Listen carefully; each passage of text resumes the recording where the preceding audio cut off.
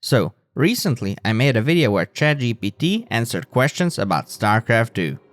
And in that video, we've learned that Terrans are salty, Zerg is the all-army hotkey race, and that Protoss is the easiest race to play. We've also learned that nobody cares about the main villain, but that's a story for a different video. Anyways, in that video, I asked ChatGPT whether it's possible to win games by pretending to be AFK. This is what ChatGPT said. Some players may fall for it, but it is generally considered unsportsmanlike behavior.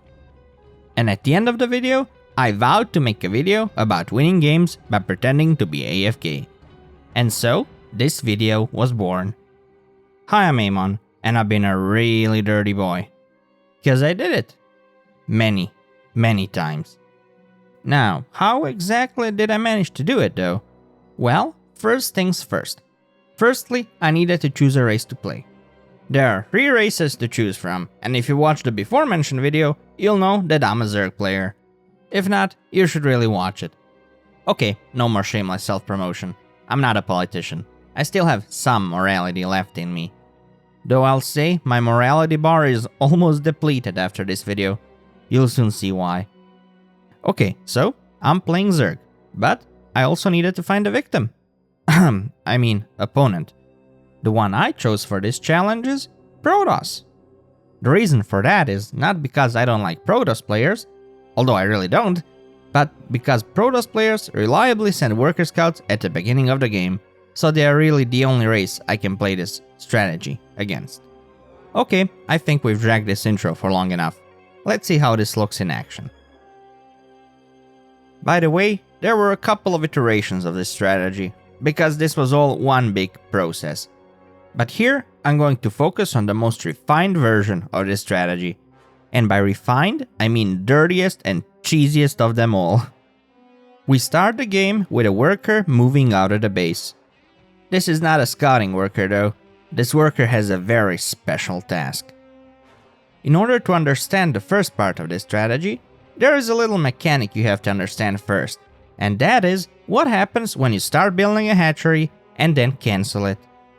A 3x3 square of creep is left behind for a short moment. And guess what building is 3x3 long?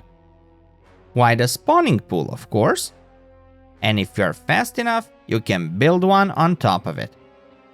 Now, when the game starts, there is an overlord flying next to the hatchery. But if I want more supply, I have to make another one. However, if I have 2 overlords, the enemy will see that I was in the game from the very start. So, I went for a sneaky little tactic, moving the initial overlord away while making another one that is going to be in the same position as the first one. And now the part with pretending to be AFK finally begins. Protoss is sending its scouting worker into my base. And the moment it sees I don't have anything there, it's time to tell him that I didn't see the game start. The enemy may or may not let me build up units. In this case he did, but that doesn't really matter. The only thing that matters is the scouting worker going away. Wait a second.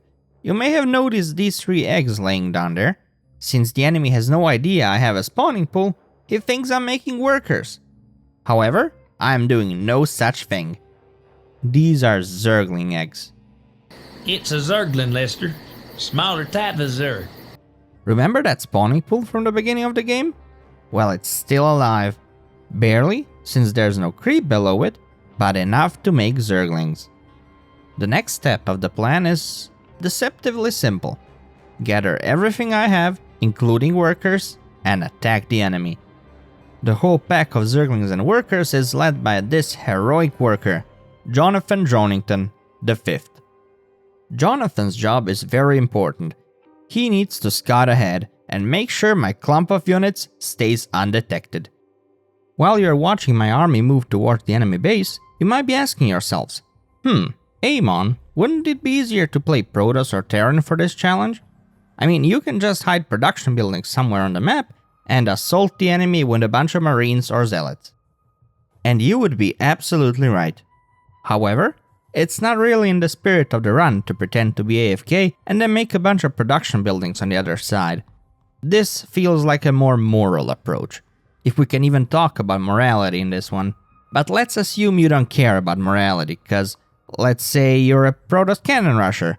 You've gotta admit, this approach is far more entertaining. As you can see, the enemy didn't expect me at all, so he went for a greedy opener without any wall off. No point in walling off when the enemy hasn't built any units, right? And now for the grand finale. When my clump of units arrived, the gate was wide open. I sniped the pylon powering the gateway, and by the time the enemy pulled the boys, it was already too late. The clump of zerglings and drones is just too much to be handled by a couple of probes. And so I managed to win by preying on the goodwill and naivety of this poor Protoss player. Do I feel bad about it? Yeah, kinda. I mean, I do have a soul and conscience, you know. I'm not Satan, or a cannon rusher. On the plus side, Jonathan survived, and lived happily ever after, until he was morphed into a building later on.